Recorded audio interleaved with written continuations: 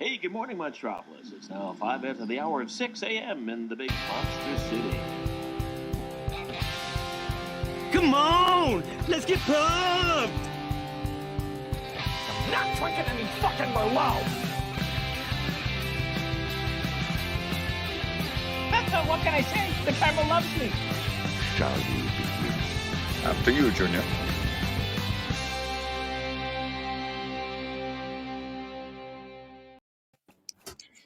Hello, everybody. Welcome back to another episode of Logged It. This is episode number 16. Tonight we're talking about thrillers, movies that make you go for most of the time, or that thing from that guy who's creepy. So, welcome to the show. It's just the three of us, which is a-okay because you know what that means. You're gonna get some quality content, and it's probably gonna be a shorter show. But that's a-okay because we got me here. We got Kaleb and Kaleb. Kaleb Boatman, how are you? Tired, but good. All right. And Kaleb Koho, how are you? Good. I finally have a Tuesday off where I could be on the show. This is exciting. I am drinking a French toast flavored beer this evening. Ooh. It's really intense. It just like smells very French toasty. And I'm like, I don't know how to feel about it, but it's pretty good. So Boatman's drinking water. But when we were in Iowa, I did have like my first like full size drink that I actually drank the whole thing. So What did you have? we went to like this arcade bar, and it was like all of like the drinks they had were like themed after like video games and comic book characters.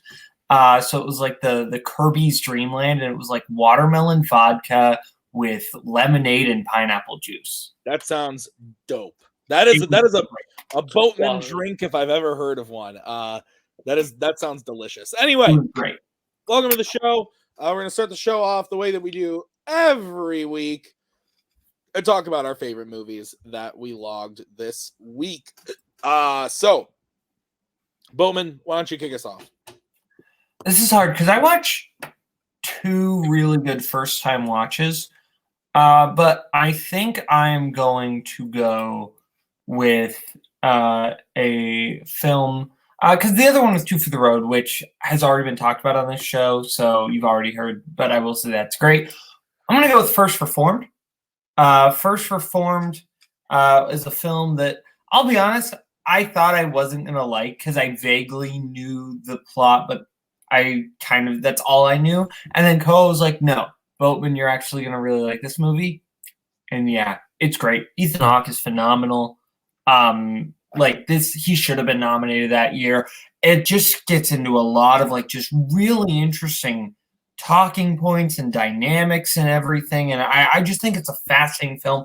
The one thing I did not like the ending, but like everything else surrounding that, I think the film is just really well done. It was written and directed by Paul Schrader, the guy who wrote Taxi Driver, and it's weirdly enough in some aspects has like a Taxi Driver feel to it. Cedric the Entertainer is in this movie, and he's actually great. Paul Schrader knows how to write for stand-up comedians in these types of movies. Wink, wink, Taxi Driver. Wink, wink, Albert Brooks. But no, First Reformed, I really liked, and way more than I expected to, actually. Yeah, I saw this when it came out. I liked it. I didn't love it as much as everyone. I agree. Ethan Hawke is really, really good in the movie. That's by far the best part. Amanda Seyfried is also really, really good in it. But I agree with Boatman. I didn't like the ending. There's something, obviously, like, not giving anything away. I think people should watch it. There's something that happens in the movie where I was like, I get it, but I'm not in love with this. So yeah, it's a good movie. I enjoyed it. I'm way more interested in his new movie that's actually coming out this weekend. I believe it's called The Card Counter. I was excited for that, and then I heard it was bad. Oh, I haven't heard anything. Is it bad? Oh, that's what I've heard, but I was really excited for that movie. And all the news out of the festivals this last week was like, it's not great. And I was like, that's sad. Because the cast is stacked. Everyone says Oscar Isaac's really good. I'm still going to see it, but Yeah, so I feel about the same as Boatman did about First Reformed. Koho, what about you? I love that movie. I watched that double whammied with Before Sunset. It was a weird double feature of movies where I was just like, these are movies that I've been meaning to watch, and I loved them both. So I totally get the ending. You're either like gonna be in or out, and I didn't mind it. But I really love Ethan Hawke in it. I think the cinematography of that movie is really underrated. The way that they like frame things, it does the Wes Anderson approach of we frame things perfectly, and then do something weird in the framing wise to make you feel a little off about it. Like the car is slanted, guy gets out, but the house is perfectly framed. It's nerdy shit like that I really liked. But I dug this movie a lot. But nailed it, basically everything that I would have said. Really, really wild third act. All right. Koho, what was your favorite movie you logged this week? My favorite movie I logged this week is actually a comedy from the 2000s that I watched with him, Wedding Crashers. I had never seen Wedding Crashers before. And the group watch of that with Boatman and Scully, I think, enhanced it. But I really love the chemistry between Vince Vaughn and Owen Wilson. Those two just bounce off each other with like such charisma that you would just believe that they're lifelong friends.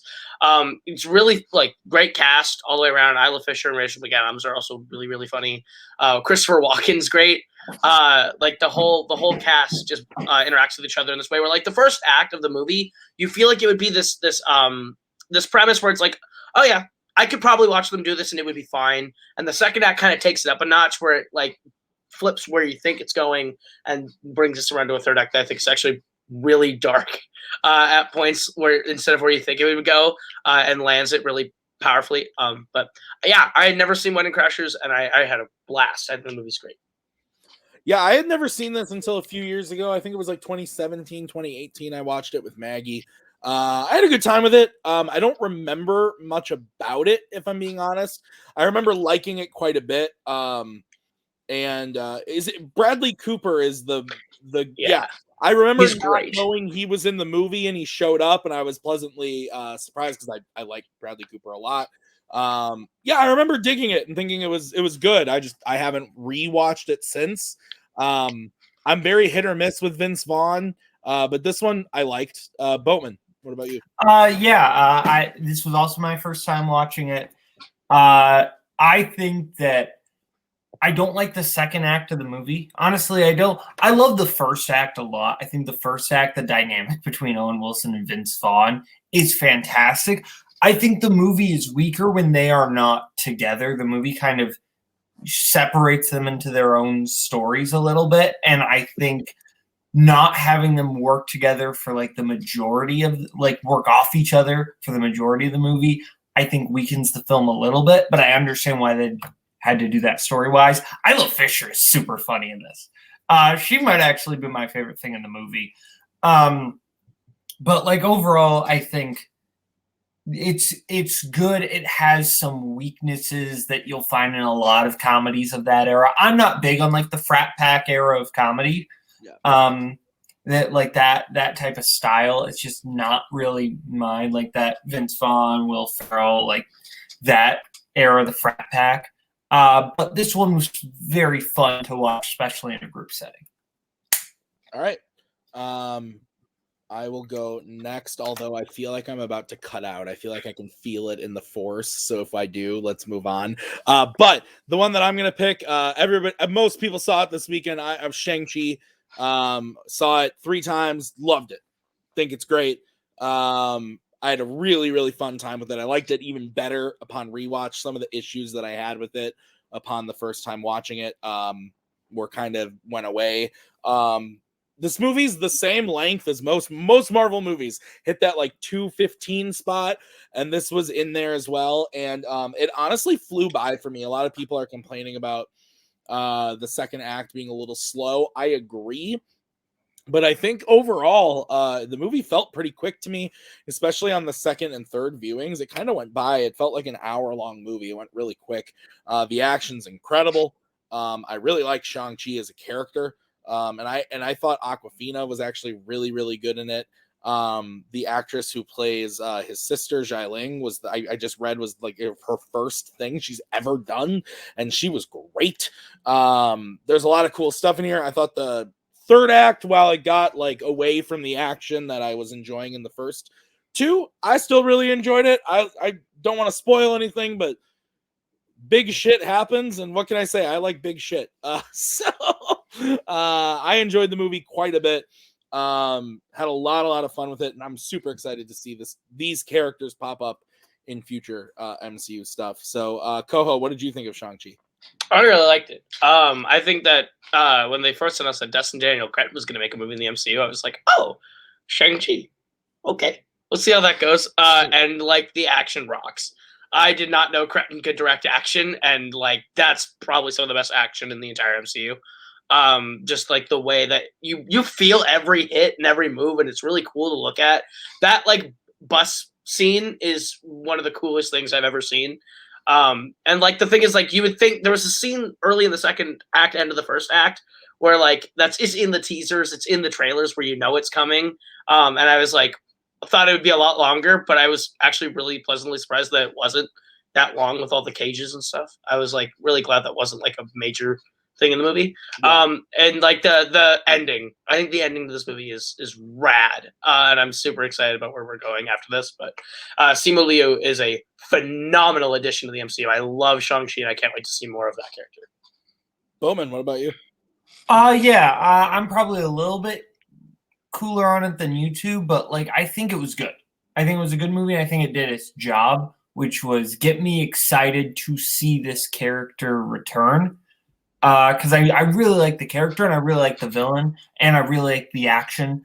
I had problems with the third act, and I had problems with Awkwafina. I found Awkwafina very hit or miss in this movie. I found a lot of the comedy hit or miss. There were some moments I found really, really funny, and then others I was like, okay.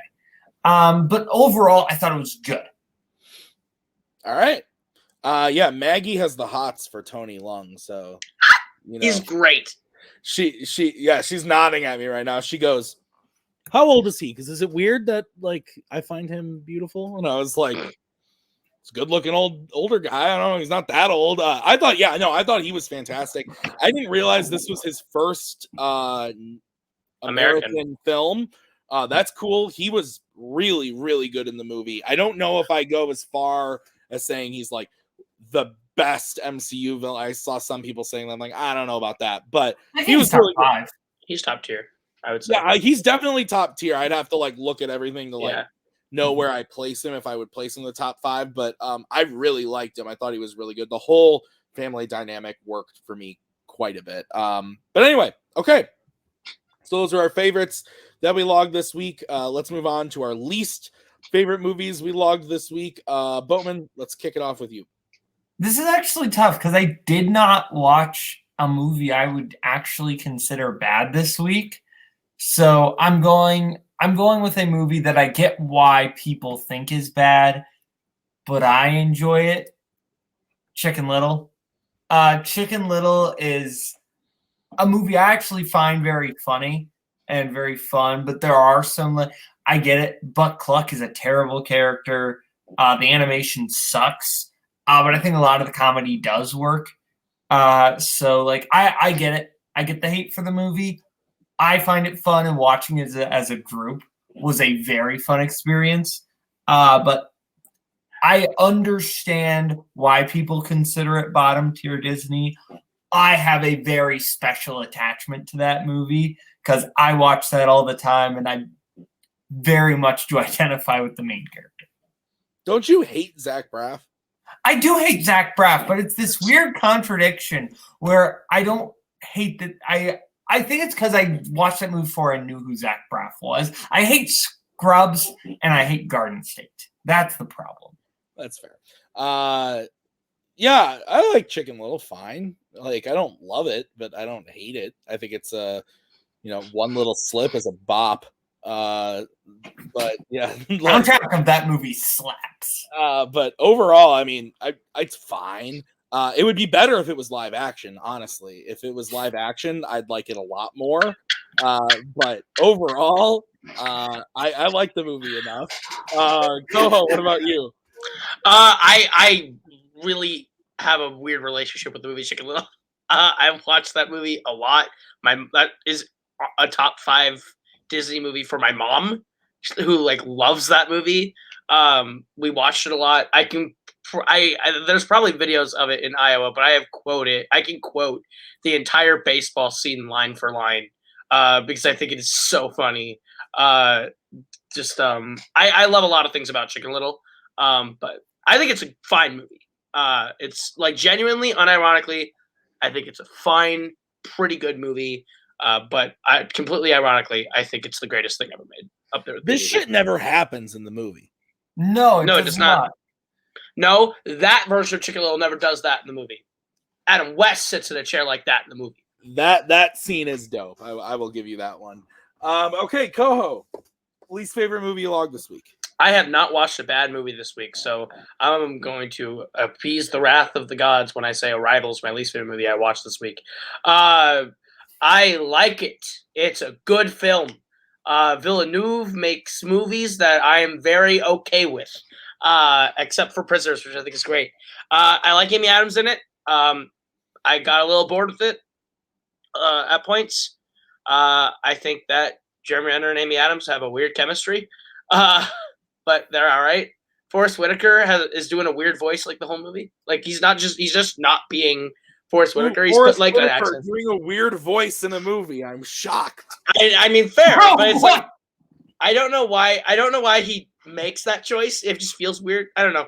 And again, these are all nitpicks. Like I'm nitpicking a movie that is good, that is well made. But yeah, like if I had to pick a movie this week that I thought was like my least favorite of the bunch, it's literally like a close tie between like Arrival and like License to Kill, which are 2 movies that I think are good that I liked.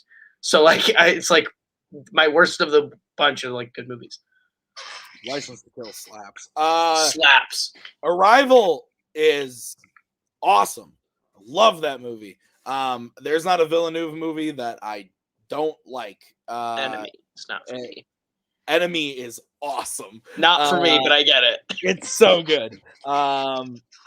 Yeah, no, I really like Arrival. I haven't watched it in a long time. I've been meaning to. I think before Dune comes out, I'm going to do a Villeneuve watch and kind of just like get back into him because I really love his movies. Blade Runner 2049, I know like I've talked about it on this show when we did the sequels that came 10 plus years later. I love that movie. And Prisoners is incredible. Great movie. I like Sicario more than most people. I think Sicario is really excellent, and Arrival is the same as well. I haven't seen anything pre Enemy, so there's that. There's probably ones I gotta watch, but all of his stuff post Enemy that I've seen that's been kind of mainstream, I've absolutely loved. I am so excited for Dune. It's like not even funny. That's why I watched the 2, is because Dune's coming up and they're the 2 big. That Sicario were the 2 I hadn't seen. So he's very hit or miss for me as a director, but he's good. Did you like it more or less than Chicken Little, Koho? They are both 3.5 stars on my Letterboxd. Oh my god. Okay.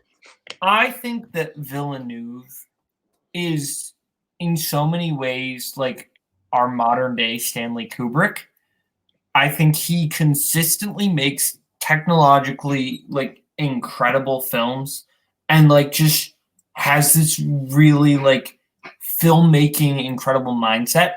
At the same time, he has this kind of cold attitude that I think just the films just feel very like impersonal, and that doesn't usually work for me in terms of like the filmmaking usually. And so I feel kind of the same way about Villeneuve that I do about Kubrick, which is I appreciate a lot of Kubrick films more than I like them.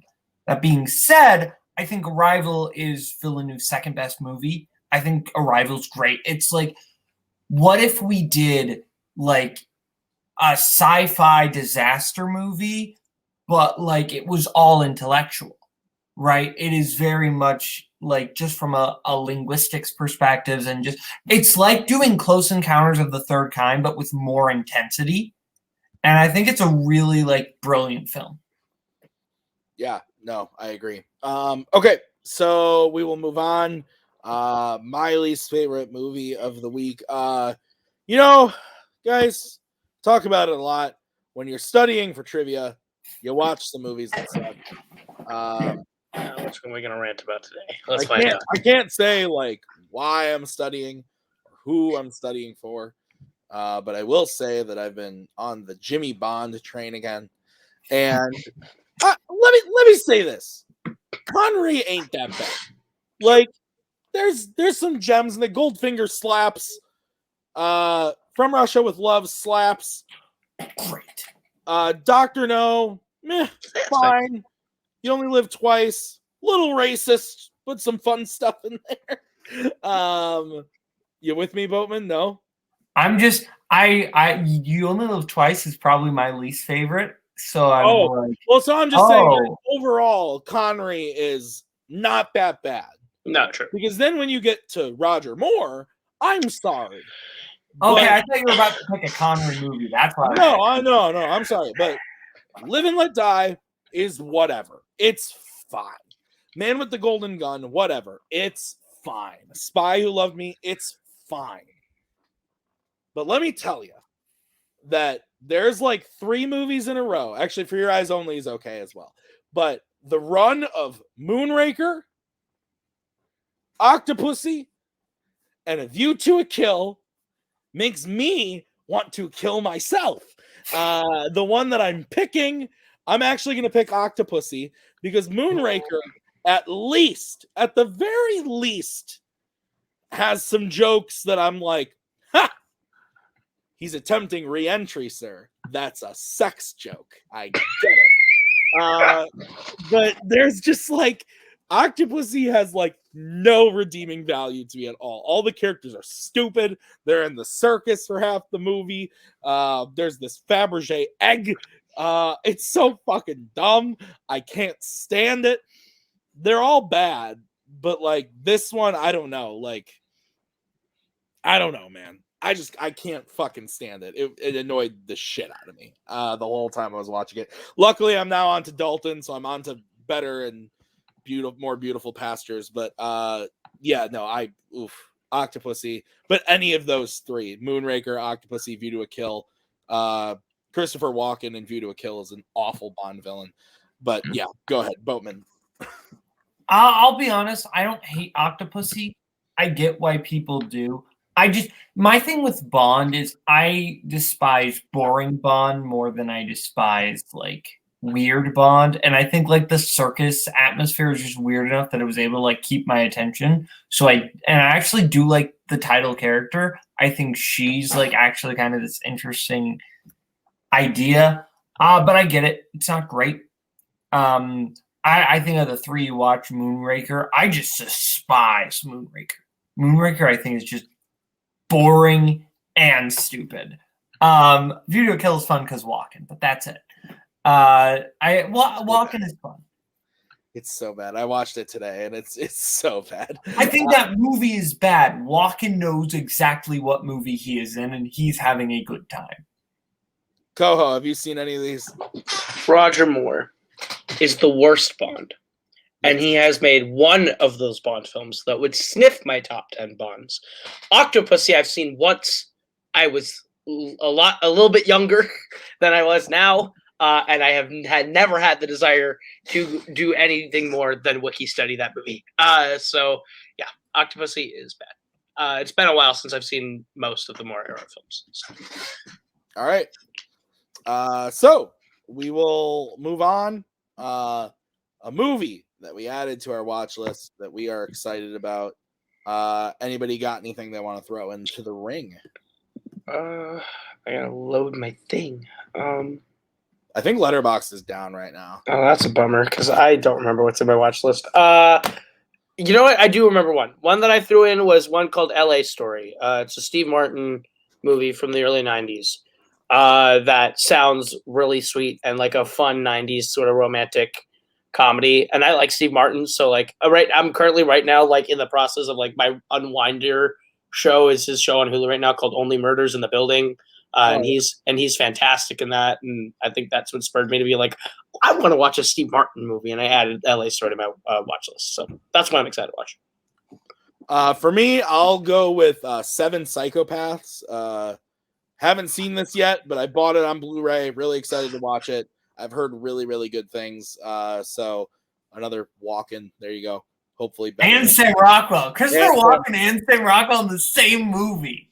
Isn't that McDonough did that? McDonough's second one, yeah. Yeah. So I'm looking forward to watching that one. Boatman, what about you?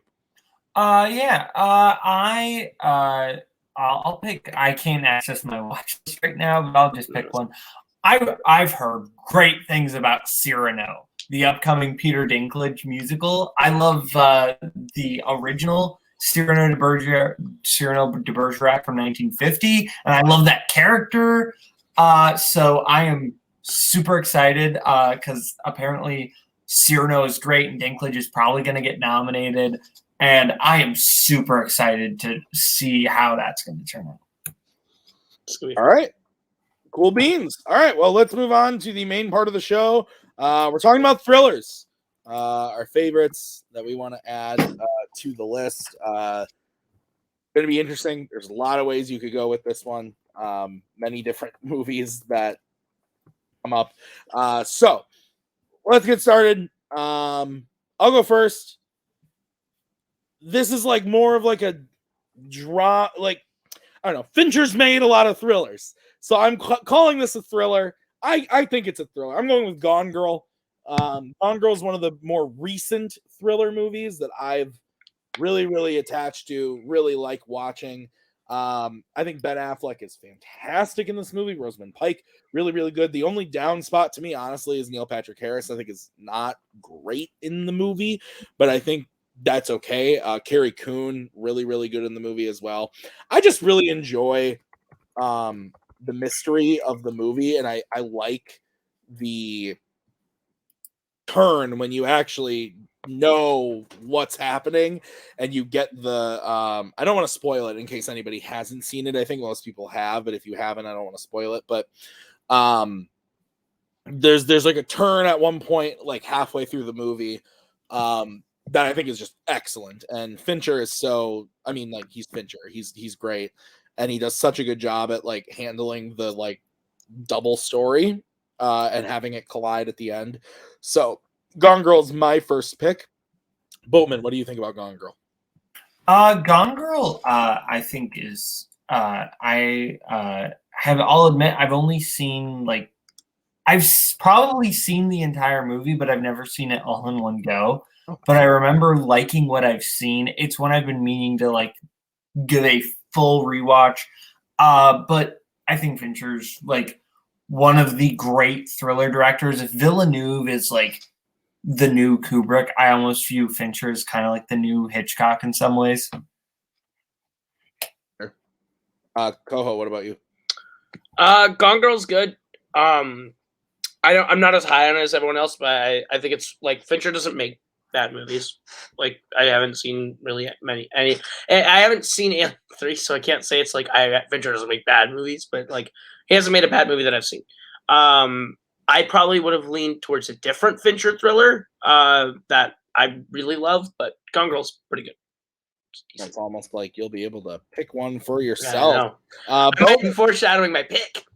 Boatman, what's your first pick? I'm going to pick a movie I don't know if I've talked about really anywhere, but I love this movie. I think I did talk about it on my top 100, but that's I think the only place I've talked about it. Nightcrawler. I think Nightcrawler is like one of the great like movies of the last decade of the 2010s. I think that Gyllenhaal's performance is just it hits that uncanny valley that is just so uncomfortable. Just the tempo of his voice and the way he talks is just so jarring. And I think this movie says a lot about like where we are with journalism and different things with ethics in journalism and all these different factoids. And I think it's just a fascinating film with a lot of different dynamics. It has I think it has this. I love the way LA is represented in this movie. Just this kind of seedy sheen, right? Like versus Taxi Driver, which makes LA look very grimy. Like Nightcrawler's more like it has this clean sheen to it, but it still has that like seedy feel to it that really works. Renee Russo actually, I think, really underrated in this movie. She's fantastic. Bill Paxton also, Andrew's on it. Whole cast is like great. And I just seeing this already unhinged character just basically just stop pretending is what it is. And it's great. Yeah, I think we talked about this on the first episode of this show. I don't think you were there, Boatman. Which I was not. Yeah, it was the movie Anti-Heroes. We talked about this. I love this movie. Fun fact, this and Gone Girl released about 3 weeks apart in October of 2014. So good times. Yeah, I saw this in the theater. I remember the first time I saw it, I loved it so much. The next day, Maggie and I took a trip and we went to a theater and I said, we're going to see Nightcrawler. You're going to love it. And the movie ended and she was like, he was kind of a bad person. And I was like, yes. We'd been dating for like 4 months and she hadn't like, you know, really filmed yet. Right, Maggie? You weren't a film person yet. But anyway, love Nightcrawler. I think it's great. The ending of this movie is just like, blah. It's insane. Riz Ahmed is so good in this movie too in his limited time. But yeah, Jake Gyllenhaal. This was like I don't want to get on a whole Oscars thing because like co-host here, but I don't know if I've ever been as mad at the Academy as I was when he wasn't nominated. Not only should he have been nominated, he should have won. And he wasn't even nominated. Eddie Redmayne fucking won, and I'm sorry, but like he's good in that movie, but sweet mercy. And even if it wasn't Eddie Redmayne, give it to Keaton. I'm sorry. Blah. Anyway, Nightcrawler's fucking great. It's so good. Too bad Dan Gilroy has yet to make another good movie. So Koho. Yeah, to piggyback on your Oscars thing, it's a fucking sham that this movie was nominated for writing alone. Because that script is fantastic. Completely deserved nomination. But Gyllenhaal's great. It's one of the best movies of 2014. Robert Elswit should have been nominated for Best Cinematography because I think that movie looks beautiful. Boat was completely right. But like the thing is like LA looks pretty and everything you see in the movie is not pretty. And that's like, but everything looks like it's supposed to be this gorgeous painting. And that's such an unsettling feeling that is like a quality of this movie. Fantastic. And yes, Dan Gilroy needs to make a good movie because Roman J. Israel Esquire is fine and Velvet Buzzsaw is terrible. Velvet Buzzsaw was bad. Velvet Buzzsaw is terrible. Yeah, I was really looking forward to that one, and I was really bummed when that came out. Dude, that thing that happens in the middle of the second act that happens, I was like, yep, I'm out of this movie. Done. This is too weird. I'm out. Not a fan. All right, Koho, what's your first pick? My first pick is a very Koho pick. I am going to be taking us back to the year 2018 to a little film by a guy named Drew Goddard called Bad Times at the El Royale. It is a movie that whenever I come back to it, I fall in love with it all over again. I get the descriptions of it being like Tarantino light, but even then I think it distinguishes itself from that title a lot. I think that that entire motel, that whole set that they build is so fascinatingly intricate and such a cool setting. I am a big fan of the put a group of strangers in the middle of a desolate location and let them just go nuts movie. Like I love Identity. And Then There Were None, which is my favorite book of all time.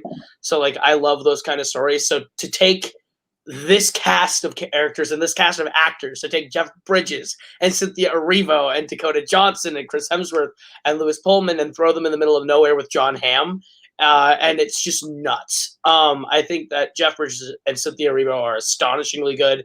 Lewis Pullman does not get enough credit for his part as the bellhop.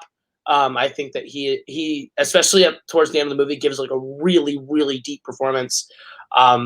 It's fantastic. I think that it's one of those movies that like I loved watching. Every twist and turn that happened had me on the edge of my seat. I had no idea what was going to happen, and like the scene where they are hammering the floorboards is one of the most intense scenes I've ever experienced in the movie theater. I love Bad Times at the El Royale.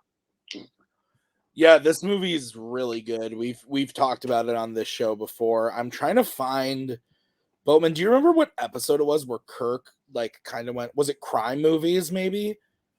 Where Kirk talked about it.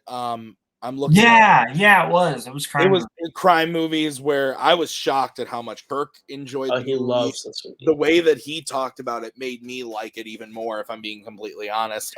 This movie is really, really good. I've only seen it twice. We saw it in the theater the day it came out, and I remember thinking it was really impressive. But that it was just long, and that like that was my thing in the theater. And I think it was actually, we did a double feature, and it was like our second movie. So we started it pretty late. I think that was part of the issue as well. But I bought it on Blu-ray about a year ago, or like early pandemic. Who knows what time is? But we watched it during the quarantine, and I liked it better the second time. I thought it's a really, really great movie. It's still like a 4-star for me, but I really, really like it. And Drew Goddard is becoming one of my favorite writer directors.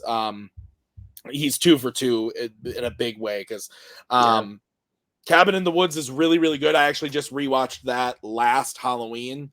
So I think I like Bad Times more.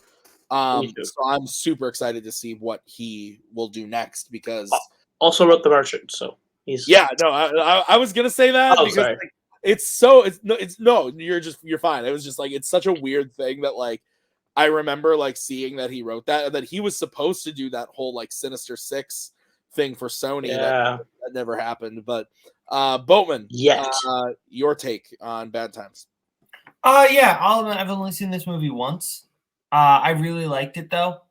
I want to give it another go around, but I remember really liking Bridges, and really liking Dakota Johnson in this movie. I think Dakota Johnson, like, actually, like, that was because I hadn't seen like a lot from Dakota Johnson, but I was like, oh, she can act. That's nice.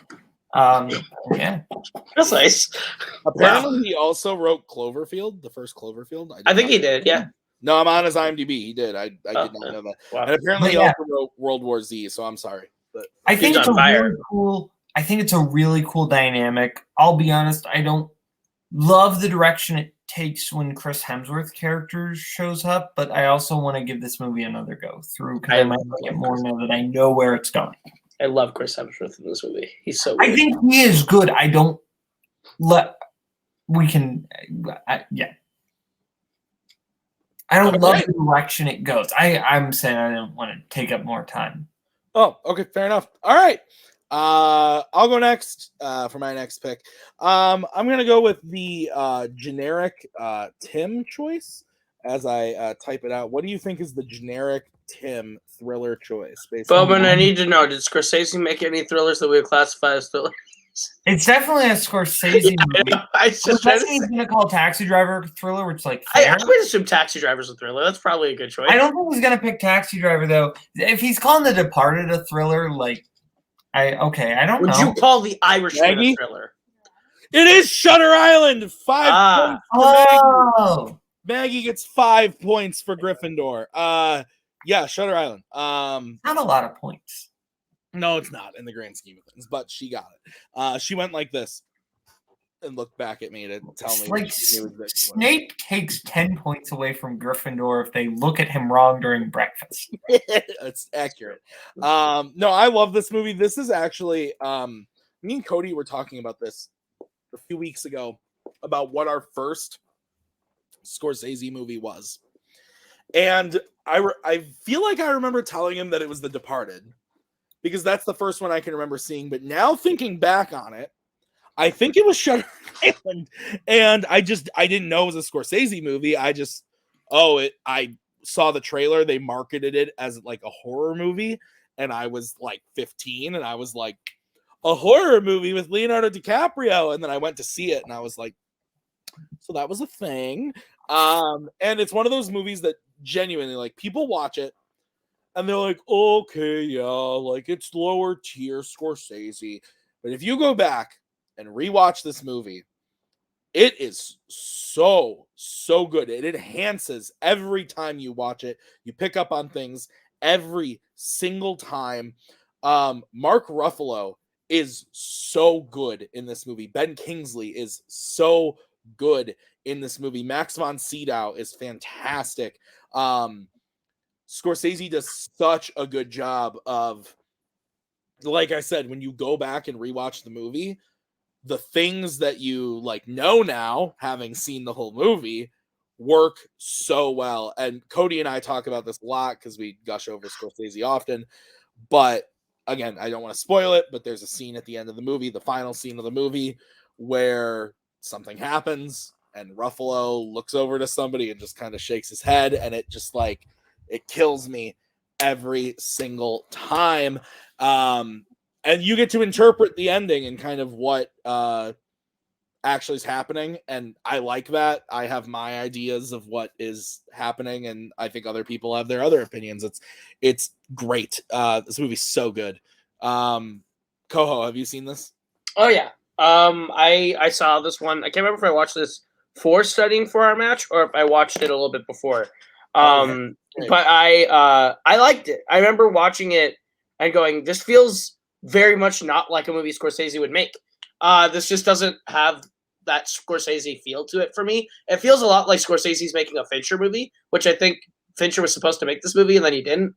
But Scorsese does a great job directing this movie. It is very, very entertaining all the way through. It kept me engaged. I think Ruffalo is the standout for me. I think, like, yeah, DiCaprio is great, but like Ruffalo, I'm a big Mark Ruffalo guy, so I think he's like really good. And Michelle Williams, we don't talk about a lot for this, but she is outstanding. And she's not in it very much, but she's incredible in every scene you see her in. I think this is like one of those where like the twists and turns I wouldn't necessarily say are like unpredictable all the way through, but there are twists and turns it takes where I completely lost track of where we were going because I didn't expect the twist to happen here or the twist to happen there. So it was a really fun ride, and I am going to rewatch it because I want to see it again and see what it's like now that I know everything that happens. So fantastic.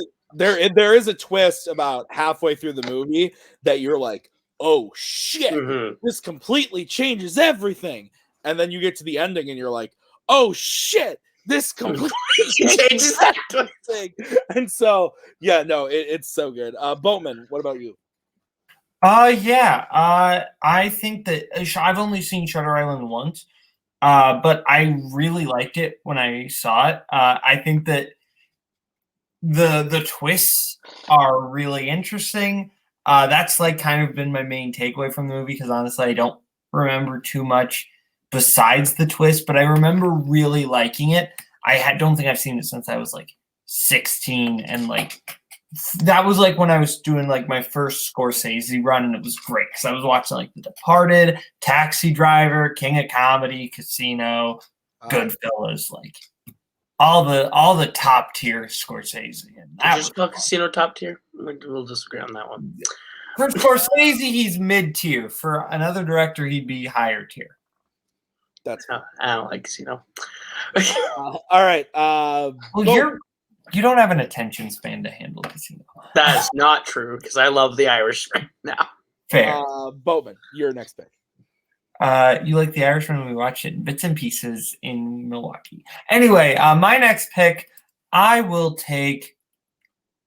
You know what? I'll go for a bit of an older thriller that I just find really interesting. I'm going with 1944's Gaslight. This film is, and the play it's based on is where the term gaslighting comes from. And the main premise of the movie is that there's a woman whose husband may or may not be making her crazy. and or making her think she's crazy. And it's really fascinating how everything like happens. And Ingrid Bergman is the lead. She's incredible in this. She is doing a great job. A young Angela Lansbury in this, and she's great.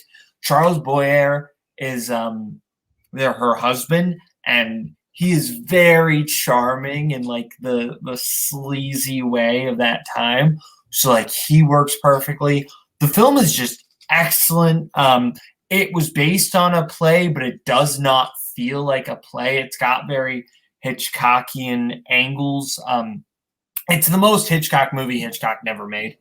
It feels very Hitchcockian, and there's a lot of like just interesting things like with the chandelier and everything. Like it's a fantastic film. All right, I have not seen this. I've never even heard of this, but I'm in. Sounds cool. Koho, what about you? I bought it when it was on sale, and I still have yet to watch this movie. But I have been meaning to. All right, fair enough. Koho, you're next. I'm going to go for an oddball pick, one that I think is super recent, but super forgotten. And it's also basically a horror / thriller. Brightburn from 2019 is one that I think deserves a little bit more credit than it got. Because, yeah, I get it. It's what if Superman was evil? We've seen it a million times. This one's like, what if Superman was evil as a child and, like, killed people? And it's like, but like goes crazy and starts killing people, which is like kind of really cool. And I think like I had a lot of fun with it in the theater. I have seen it since, and I like it even more then. It is one of those thrillers where like I feel every ounce of action that's happening, and I'm like wincing, and I'm like invested. Like Superman's my favorite superhero. I typically hate let's make him dark and edgy, but I think like this version that they did was so much like this is like clearly like we're doing the idea of the Superman character, but it's not Superman, so I don't have an issue with it. And I think it's really fun. It's like a fun kind of thriller. James Gunn produced it, so he didn't really have like a directorial hand in it, but I think like his presence is felt, especially with the post-credit scene. But I think Brightburn is a very fun thriller that deserves more attention than it got. Yeah. This movie, I would have never thought of this as a thriller. I guess maybe it qualifies. I'm not going to say it doesn't because that's part of the show. If you bring it up, it's on the list. But yeah, I would rather see what comes next than what we got in the movie. That's right.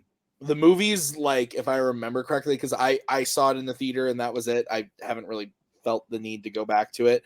Was only like 90 minutes long. It's short. It's very short. And I wish this movie would have been like the first 20 minutes of this movie. And then that we get like him actually like yeah. the post credit stuff, the stuff that's in the credits of the movie where you see him like really fucking shit up. Like I would have liked that to have been the movie. That being said, I remember thinking Elizabeth Banks was good in the movie. Yep. The dude from The Office that plays her husband, whose name I cannot remember. He's also in 13 Hours. John Krasinski? No, not no. He's not in this movie. The fucking who does he play in The Office? Roy. Oh, okay. I don't know that actor's name. But yeah, he's the husband. I thought he was good in the movie. Again, this was one that I was really looking forward to. Like the premise, I was on board. And it had the R rating, so I was expecting like some super gruesome shit. And it just like, again, I didn't hate the movie. I would see another one. I definitely would. If they did a sequel, I would definitely watch it because I think there's a lot of interesting things you could do. You could introduce hero-like character that's also like a douche, but like, you know, put him up against this kid. So overall, I enjoyed it. Don't really have much interest to go back to it, but I would watch another one. Boatman, did you ever see this? I never saw it. I kind of wanted to when the trailers came out, and then I heard it was Fair enough. I like it. Yeah, it's good. Okay. So I'm gonna go for another very standard run-of-the-mill pick, but that's because I'm a punk bitch, and I am going with the classic film as I type it out. I am going with Departed. Oh, sorry. no, I'm going with the very classic Teletubbies film. In this film, the Teletubbies have to face the giant sun. No, I'm just kidding. I'm going with the Silence of the Lambs. It's a basic pick, but honestly, the movie holds up so well. Maggie and I watched this about, I don't know, 6 months ago, like right before we moved. And I really liked it again. Like I hadn't seen it in such a long time. It was one of those movies where every time I rated a movie 4 stars, Cody Newberry would message me and be like, you like that movie as much as Silence of the Lambs, huh? Interesting. And then I rewatched Silence of the Lambs and was like, okay, it's kind of perfect. So I wish that the following movies would have done this one a bit more justice. I don't think Hannibal is all that great. But I really liked this movie a lot. Hopkins is so good in it. The whole mystery, like crime aspect of it, I really, really like. I love crime movies in general. We've talked about that a million times, but I don't know if I go as far as saying, because I like Cody's in the chat, so he'll probably bring it up. But the of saying like this is the best male performance of all time. I don't know if I go that far, but I also don't know what else I would give it to. But you can't deny that Hopkins is on a whole nother level here in this movie. He is so good. And I think that's why I don't like the sequels as much. You put him in the forefront, like he's still good, but it's never as good as when he's there in the character, in the role that he is in Silence of the Lambs. So really like this movie. I'm glad I rewatched it, and I'm glad that it's now like kind of up there and one of my favorites, because otherwise I would have lost a friend. So Boatman, what do you think about this movie? Yeah, I really like Silence of the Lambs. I think both Foster and Hopkins are incredible, but Ted Levine does not get enough credit for being really good as Buffalo Bill. I think that it's a movie I want to give a rewatch, because I remember like really liking it first time I watched it, but I've honestly only seen it once, and a little bit of it has like, I remember like the big things, but I don't really remember the minutia of it, and that's usually like what actually makes the movie. So I want to give this another go sometime soon. Koho, what about you?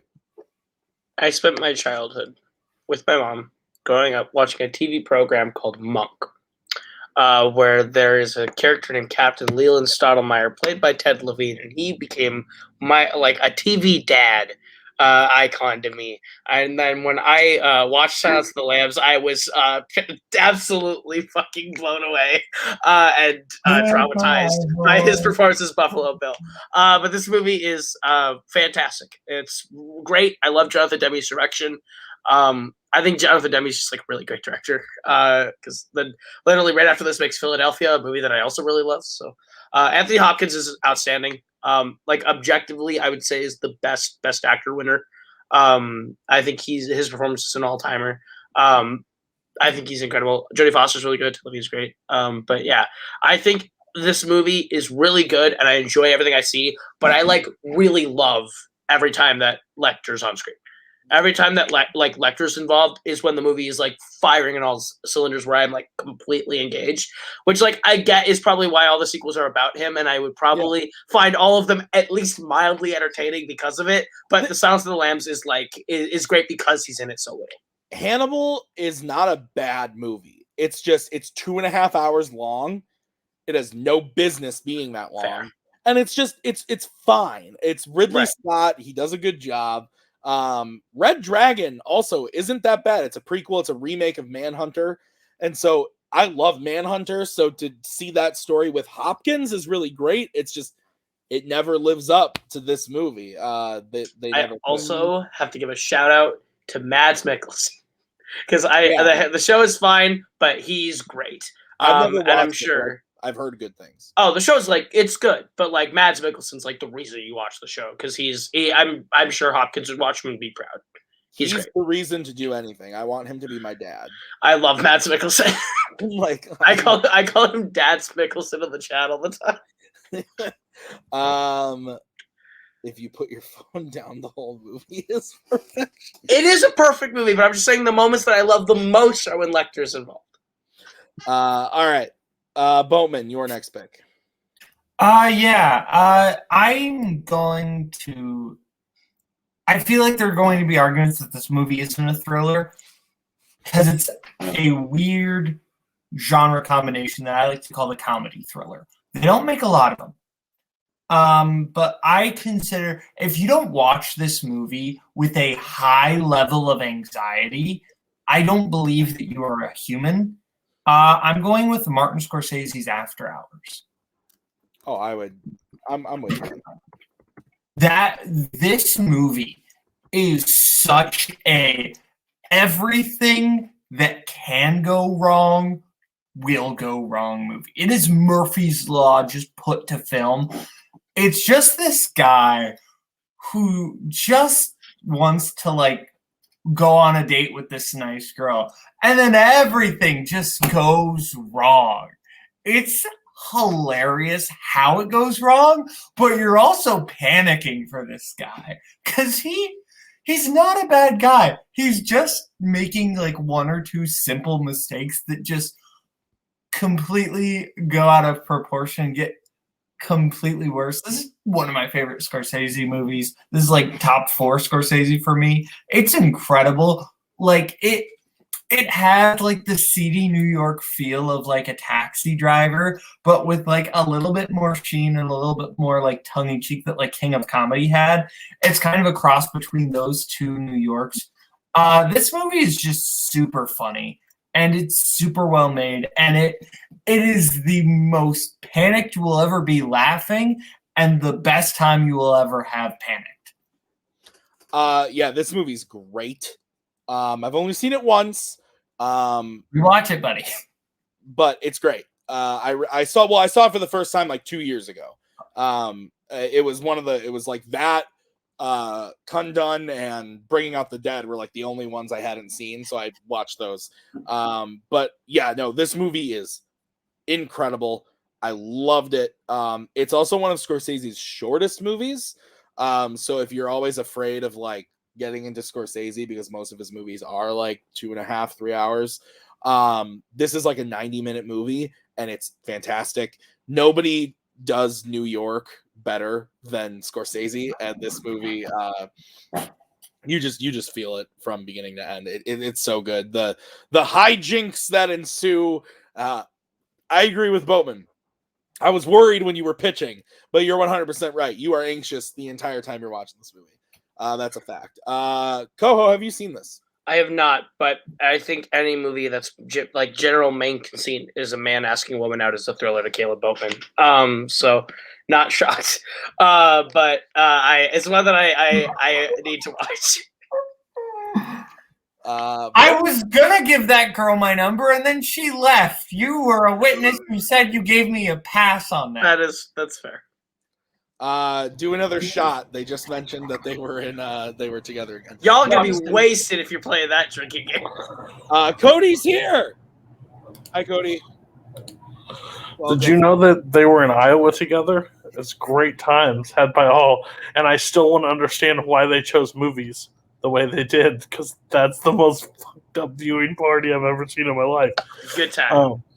So unfortunately, Koho, normally we would offer you another slot right now, but Cody's here, so we have 2 spots left for the list. So Cody's going to give us a movie now to add to the list instead of Koho. Oh, that's fair. Okay, so I wasn't prepared, and I haven't been watching the full time, so I don't know what you brought up yet. I'll tell you if we brought it up. Oh, that's even more terrifying. And then Okay. Letterboxd is also down. So yeah, we've I've already been going brought off up my iTunes. This is what we've brought up so far. Okay. Gone Girl, Nightcrawler, Bad Times at the El Royale, Shutter Island, Gaslight, Brightburn, Silence of the Lambs, and After Hours. Okay. So give me 1 second. By the way, I haven't seen After Hours. It's the one Scorsese I haven't seen. I've been dying to see it, but I always just like, something else. Also, I believe that the people in I'm stalling to find Yeah, you're a good. list, I also believe that the people in Iowa cannot bend to Kaleb Koho's every will and whim, and he is like his Red Robins because there was too many Koho's favorite movies picked during that week.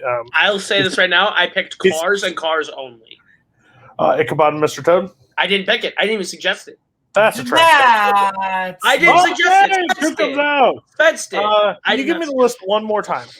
Yes. Gone Girl, Nightcrawler, Bad Times, Shutter Island, Gaslight, Brightburn, Silence of the Lambs, After Hours.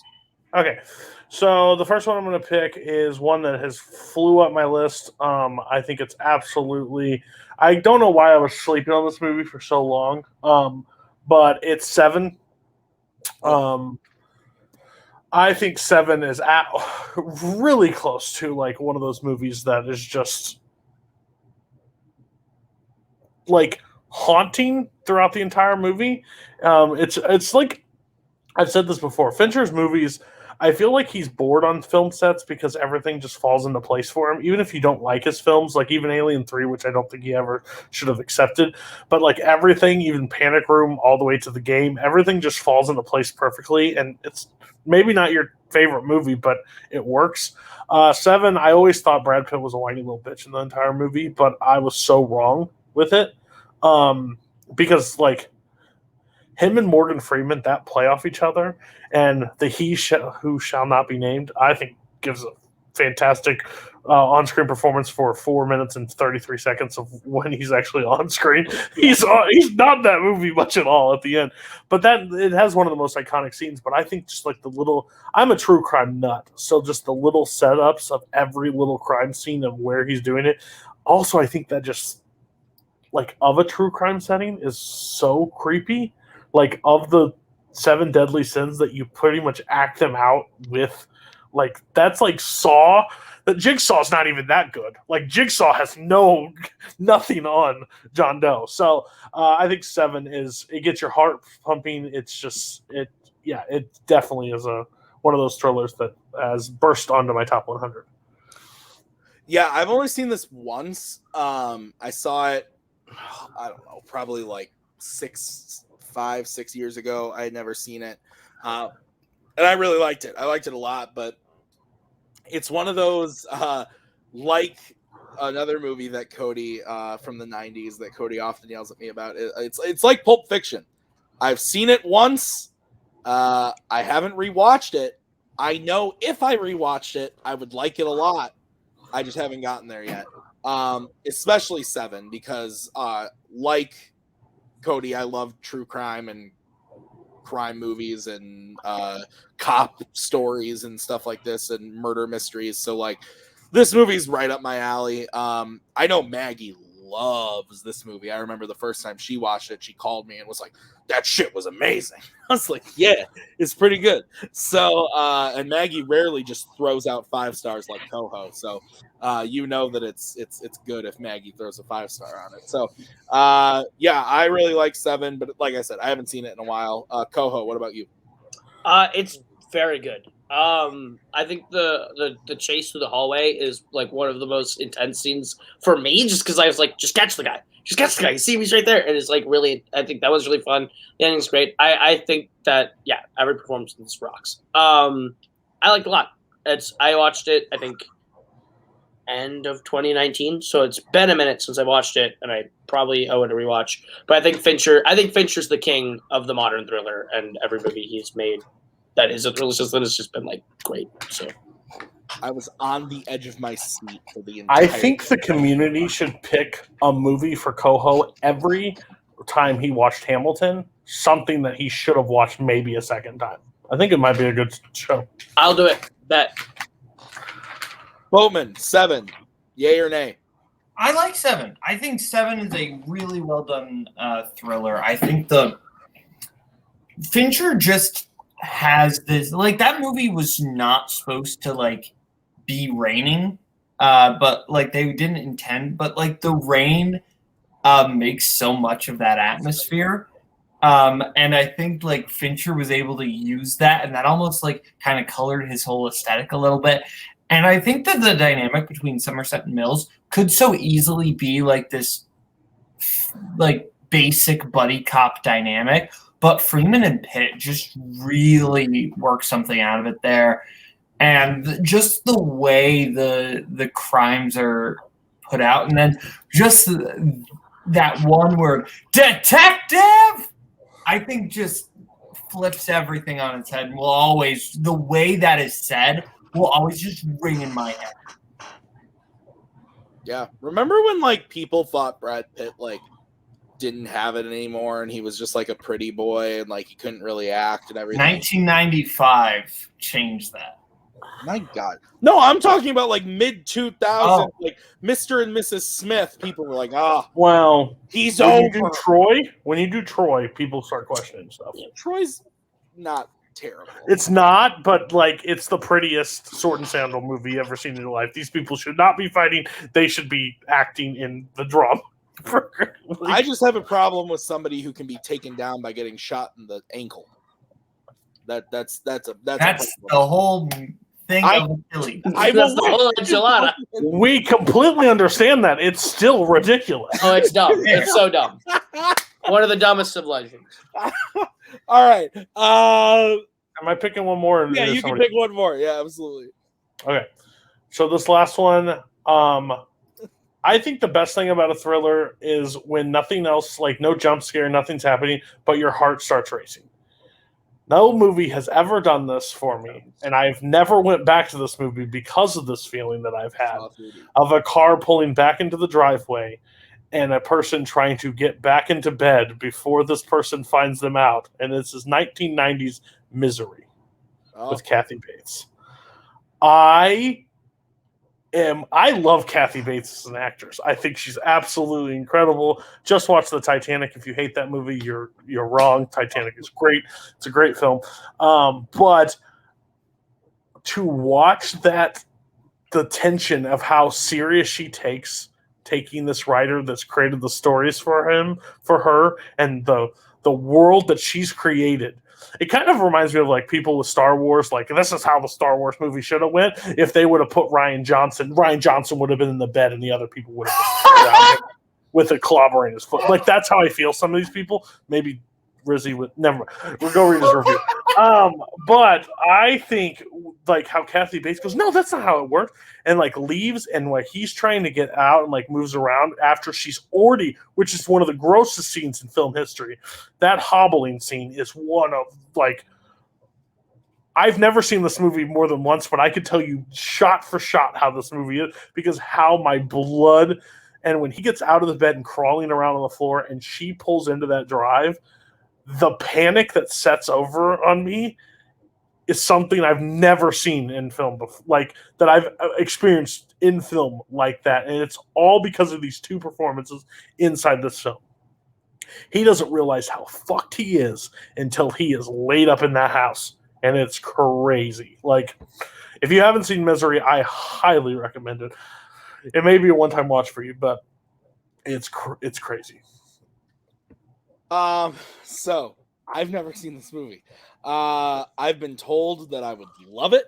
It is getting released on 4K soon. Ooh! So, maybe this is the reason that hobbling in 4K. Maybe this is the reason I finally pick it up.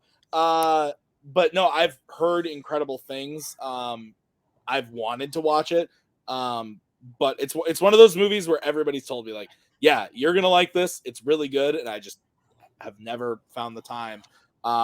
Is it streaming somewhere? Maybe this will be my first post-match watch. I know it's like on Cinemax at one point, but let me see. Anyway, Boatman, what do you think? I'll come back. I think this movie is incredible. I have only seen it once for the same reason Cody has. That is an exhausting watch. Like, that is panic-inducing. But Kathy Bates is incredible in this movie. I think, well, obviously the scenes where she's like going crazy. She's incredible. I think she's almost scarier when she's not being scary.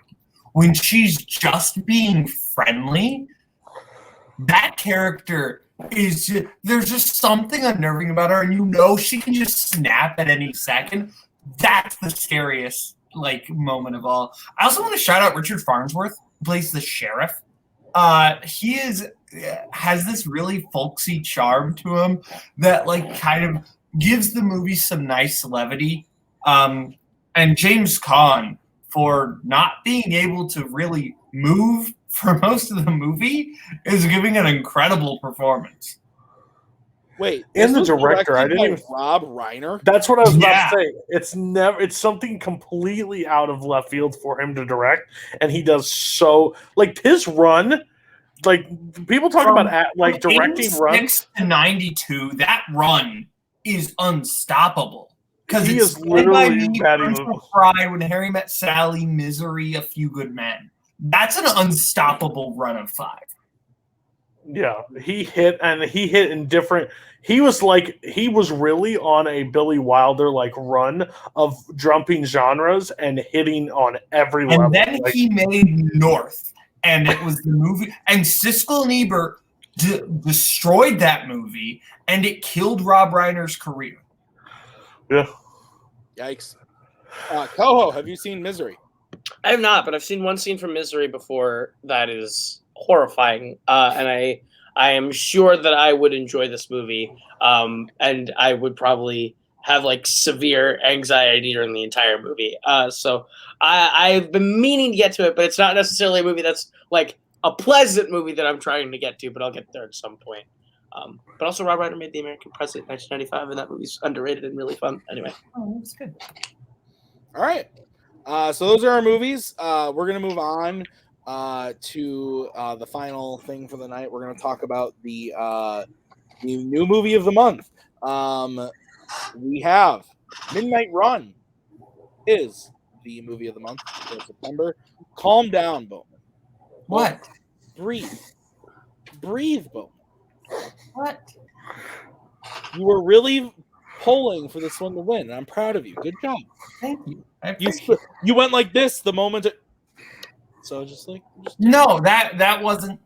I'll tell you what that was a reaction to after the show. Oh, okay, sounds good. So anyway, yeah, Midnight Run. I'll go ahead and start. I watched this movie because Cody Newberry told me to. Which is why I watched some things I watched. But yeah, I had never even heard of this movie. It's got with the cast that it has, you would think that I would have, but I had never even heard of it. But I think Boatman had watched it a couple times, then Cody had watched it a couple times in a very short span. And so Cody was like, if you watch it, you'll love it. And I really, really enjoyed it. I think this movie is a lot of fun. It gets a little repetitive for me towards the end. I want it to end a little bit sooner. There's lots of movies like this where you have to get one person to the place and the person doesn't want to go or whatever. And there's just in this specific one, there's maybe one too many moments where oh, maybe we're becoming friends and now we're not. Oh, but now we're friends again. Oh no, maybe we're not. So there's too many of those moments for me, but I really like the ending. I think the ending of the movie is really excellent. And it's just a really fun, sit down, enjoy the acting in front of you, a fun, kind of road trip almost movie with a crime edge that I really liked. So I think I give it 4 stars. I definitely am going to watch it again eventually. I really, really enjoyed it overall. So Boatman, what about you? Yeah, I love this movie so much. I watched it because Paul was really big on it, and this is hilarious. I love the dynamic between De Niro and Grodin. De Niro is doing his thing. He's not playing it over the top. He's being De Niro, and that's exactly what you need from that character. And that someone who is the epitome of cool but tough, and I think De Niro sells that perfectly.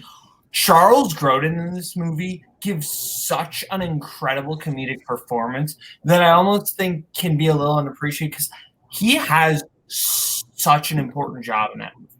Because if he's not crazy enough, you're not laughing and you're not like, actually like in with like the situation, right? But if he's too annoying, if he just gets a little bit more annoying, then you hate this character, you hate the movie. He is walking such a fine line between charming and annoying, and he finds the perfect balance. He is so funny and so pedantic, and I love when they get on the plane and he just starts having an attack. It's amazing. Or just little moments where he's like counting the money they have in the diner. Hilarious. I just think, or when they go into like the bar and they get the counterfeit money. That scene is amazing. I also just love the dynamic of all these different people are after this one guy. Because you, of course, have Jack Walsh De Niro, and then you have his rival bounty hunter, and then you have the police, and then you also have the mob. And all those aspects just coming after and intersecting and who has him when is amazing. I love this film. This has just become one of my favorite comedies. It's cool. All right, what would you give it, Boatman? I'd give it 5 stars. All right. Cody, where are you next? Yeah, just to let everybody know, I wasn't here for the first part of the show. The least favorite movie I logged this week, Paw Patrol the movie. Terrible, trash, don't watch it. And don't have kids, actually. I'm just going to help everybody out. Just don't have any children. They're not worth it. At the end of the day, Midnight Run, I have to owe this to Boatman. Boatman told me. It's kind of a weird thing. Like, De Niro's up there as in my top 3 favorite actors of all time. The amount of movies he just doesn't say no to, especially in the 90s, is kind of impressive. Like the amount of movies I stumble upon, I'm like, wow, you're actually in this? You're in this too? You did this? You just don't say no. But this movie is what I love about Planes, Trains, and Automobiles mixed with the crime elements of any other crime movie. Like, the only problem is it's a 4.5 for me. The only problem with the movie is it's like they get them to the destination, and I love the stuff between the two characters. Like, that's what I love about this film. And then when they do the procedural of like stopping the crime and figuring out that stuff, I'm like, it's like the movie drags on just a little bit too much for me at that point. Like, this movie's a cool hour 40, hour 50. I think it goes into the 2:10s. Which is fine, but my favorite scene in this entire movie is when he gets on the plane and has that panic attack. And they're like, you lied to me. He's like, yeah, I didn't want to go. And it's just this entire farce that he sets up. But De Niro plays like that straight man, but he's so good with comedy too. So his straight man stuff is still hitting. It's Steve Martin, and Charles Grodin is hitting with the John Candy. John Candy. So it's that correlation. That movie that situation, that setup will almost work in every movie besides Due Date. But like, that setup works so well when they like the two opposing forces, because practically De Niro looks like he's a part of the crime. Like, he looks like he's like a criminal, like in every movie, because he normally plays the bad guy. So I'm glad this won. I've with Boatman behind it. There's movies that I hadn't seen, but I definitely love Midnight Run, and I suggest anybody watch it. It's the movie that everybody gets recommended apparently around here. Paul recommended Boatman recommended me. I recommended it to you. So it's an easy watch. Certain movies just kind of have these up peaks of recommendation in this community. Right now, it's Two for the Road. That's the one. If I see that thing pop up on Letterboxd anymore, I'm gonna lose. I thought people were deep cutting it or something, and then people were deep cutting it, and then they yelled at me to watch it, so I watched it.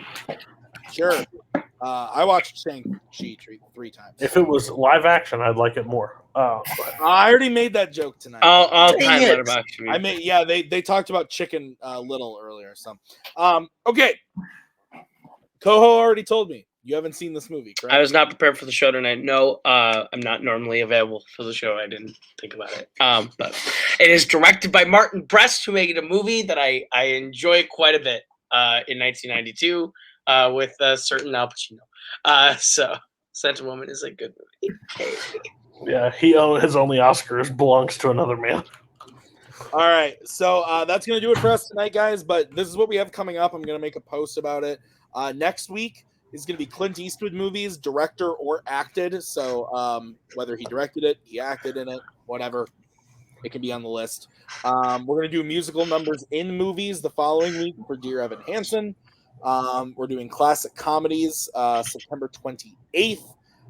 Then we're doing spy movies in October. Also film duos. Film duos is going to be interesting because that could be characters in movies, actors and actresses that work together a lot, actors that work together a lot, a filmmaker and an actor that work together a lot. So lots of different options you could do with that one. We're doing sci-fi epics in October as well. And then also this one is going to be weird, but movies that take more than one watch, meaning like Shutter Island earlier. The second time you watch it, you get it a lot more. Movies like that. That's what's coming up for the next couple months for Logged It. So lots of cool stuff happening. So thank you guys for watching this episode. Thank you to Boatman and Koho and Cody for being here tonight. We'll see you guys next week. Until then, thank you. Bye. In case I don't see you, good afternoon, good evening.